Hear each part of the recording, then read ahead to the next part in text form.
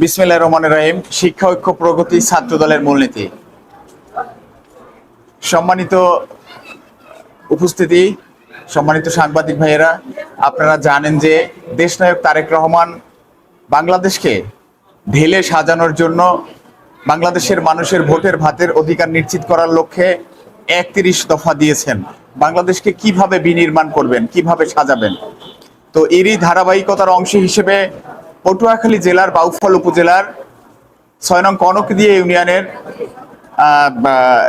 আইলা মাধ্যমিক বিদ্যালয়ে আজকে এই সাধারণ শিক্ষার্থীদের মাঝে নবম এবং দশম শ্রেণীর শিক্ষার্থীদেরকে নিয়ে আজকে আমরা এই ৩১ দফার উপরে কুইজ প্রতিযোগিতা করতে যাচ্ছি।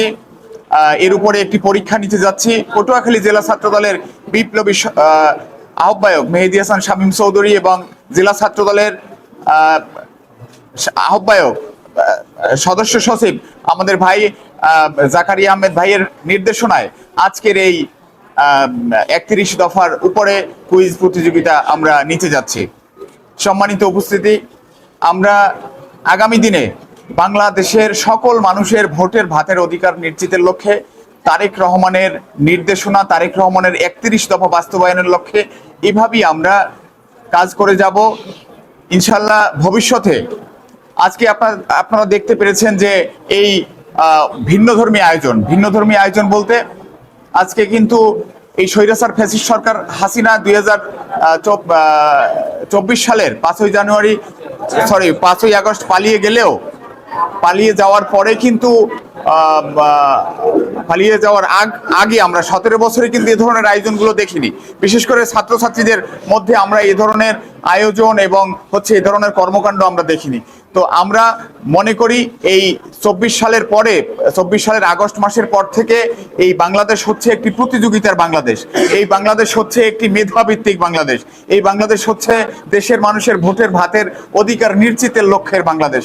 আমরা এই লক্ষ্যে সাধারণ মানুষের এই শিক্ষার্থীরা হচ্ছে কোমলমতি শিক্ষার্থীরা আগামী দিনের ভবিষ্যৎ, দেশের ভবিষ্যৎ, জাতির ভবিষ্যৎ, এই কথা তারেক রহমান চিন্তা করে এই শিক্ষার্থীদের মধ্যে কাজ করার জন্য নির্দেশনা দিয়েছেন। তারই ধারাবাহিকতার অংশ হিসেবে আজকে আমরা তাদের মধ্যে শিক্ষা উপকরণ যেমন করে কলম, ষষ্ঠ থেকে দশম পর্যন্ত প্রত্যেকটি শিক্ষা কক্ষে আমরা পাঠদান কক্ষের সামনে আমরা আমাদের বিশেষ করে কলমদানি দিয়ে আমাদের ছাত্রদলের পক্ষ থেকে বাউফল উপজেলা শাখা ছাত্রদলের পক্ষ থেকে কলমদানির এবং কলমের ব্যবস্থা করেছি। প্রত্যেকটি শিক্ষার্থীকে ছাত্রদলের আয়োজনে আমরা কলমের ব্যবস্থা করেছি, যেটা ছাত্রদলের মনোগ্রাম দিয়ে এবং ছাত্রদলের নাম দিয়ে আমরা কলমের ব্যবস্থা করেছি। পাশাপাশি আমরা যেটা ক্রীড়া উপকরণ, আমরা ফুটবলের ব্যবস্থা করেছি।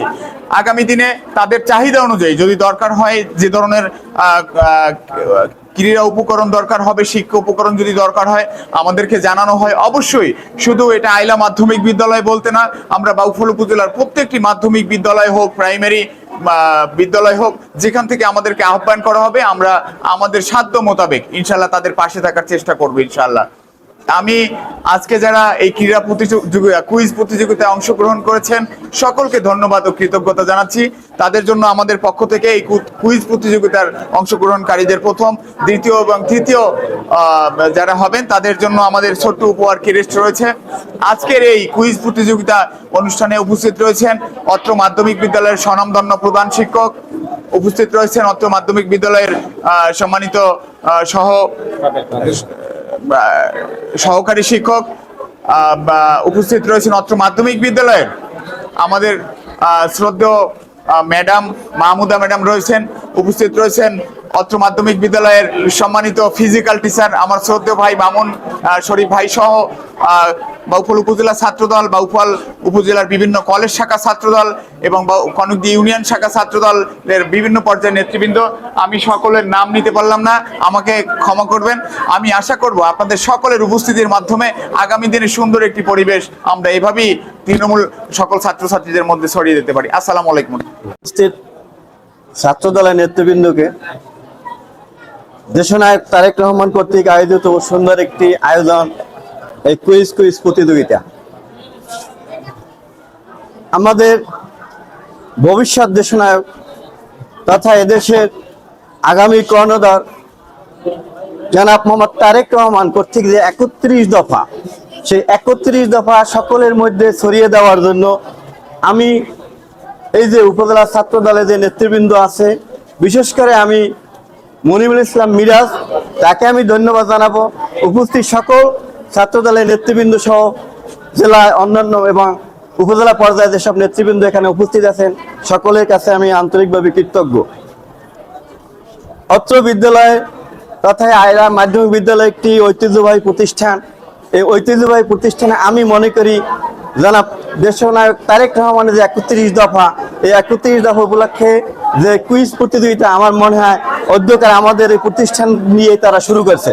এজন্য আমি তাদের কাছে আন্তরিকভাবে কৃতজ্ঞ। তাই আমি সকলকে একথাই বলবো, আমরা আগামী দিনে সকলে মিলেমিশে থাকতে চাই।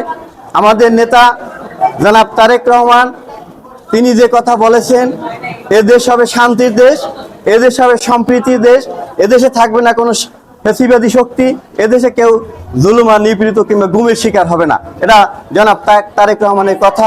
আর তারই নেতৃত্বে এই বাংলাদেশ আগামী দিনে সুন্দরভাবে এগিয়ে যাবে, এই আশাবাদ ব্যক্ত করে এখানে যে কুইজ প্রতিযোগিতার আয়োজন করা হয়েছে, এর সাথে যারা জড়িত আছে এবং আমাদের শিক্ষার্থী সহ সকলে যারা এই প্রতিযোগিতায় অংশ নিয়েছো, আমিও তোমাদেরকে বলবো শুধু এটা প্রতিযোগিতার মধ্যেই নয়, তোমরা এই 31 দফা বাস্তবায়নের জন্য তোমাদের ভবিষ্যৎ করণীয় কি, সেই করণীয় কাজগুলো তোমরা করবা এবং দেশের উপকারে দশের জন্য শুধু তারেক রহমানের হাতকে শক্তিশালী করার জন্য আমাদের যা যা করণীয় আমরা তাই করব।